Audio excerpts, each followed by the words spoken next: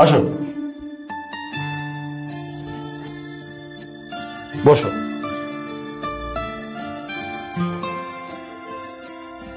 তাহলে এতদিন পরে আমাদের স্বপ্নটা সত্যি হলো, কি বলো অস্মিতা?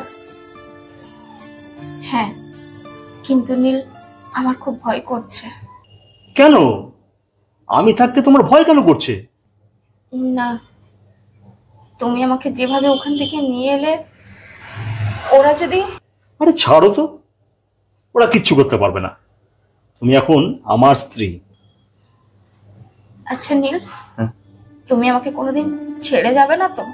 দেখো, তোমাকে যদি ছেড়ে দেবারই হতো তাহলে তোমাকে ওই নরক থেকে নিয়ে এসে বিয়ে করতাম, বলো? সে না হয় বুঝলাম, কিন্তু হাজার হলেও তো আমি পতিতা বললেরই একটা মেয়ে, আর তোমার সামাজিক একটা পরিচয় পরিচিতি আছে, সেখানে তো আমি বড়ই বেমানান। দেখো, জন্যই কিন্তু কেউ পতিতা পল্লীতে যায় না, আর শখ করেও কেউ সেখানে যায় না। তুমি যে সমাজের কথা বলছো না, ওই সমাজে কিন্তু তোমাকে বাধ্য করেছে পতিতাবৃত্তি অবলম্বন করতে। নীল, আমি তোমার কাছে সারা জীবন কৃতজ্ঞ থাকবো। তুমি আমাকে অন্ধকার জগৎ থেকে বের করে এনে বিয়ে করে নিজের বউয়ের সম্মান দিয়েছো। সারা জীবন আমার পাশে থেকো, তাহলেই হবে। তুমি বসো, আমি আসছি।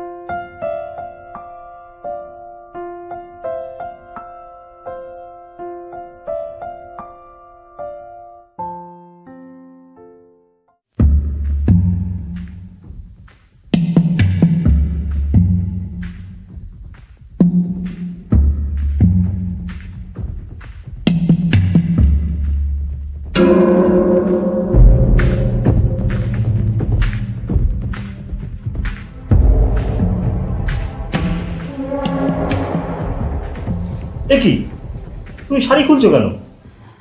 মানে আমি ভাবছিলাম তুমি এবার আমাকে... কি ভাবছিলে বলো?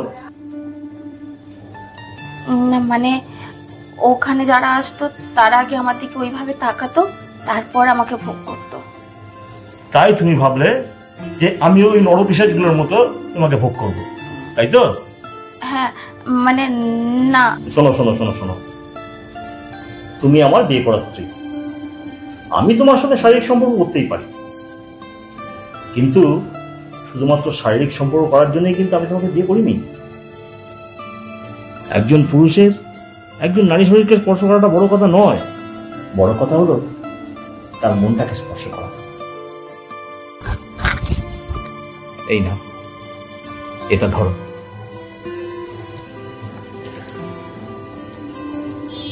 আজ তোমার আঁচলটা তো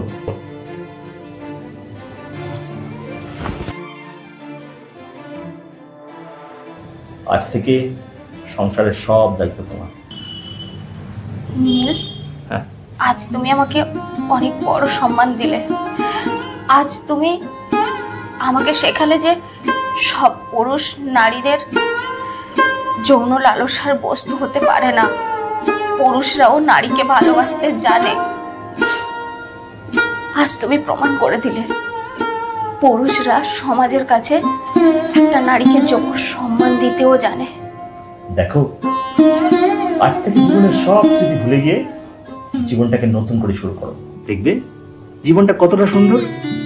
তাই নো কান্নাকাটি, জাস্ট এনজয়।